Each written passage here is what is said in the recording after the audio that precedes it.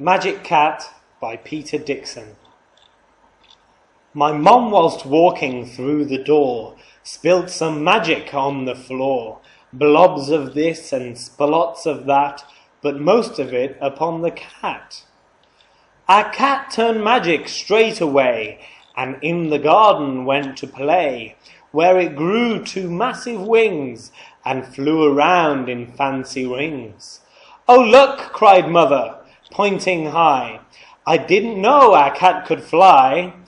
Then with a dash of Tibby's tail, she turned my mom into a snail. So now she lives beneath a stone, and dusts around a different home.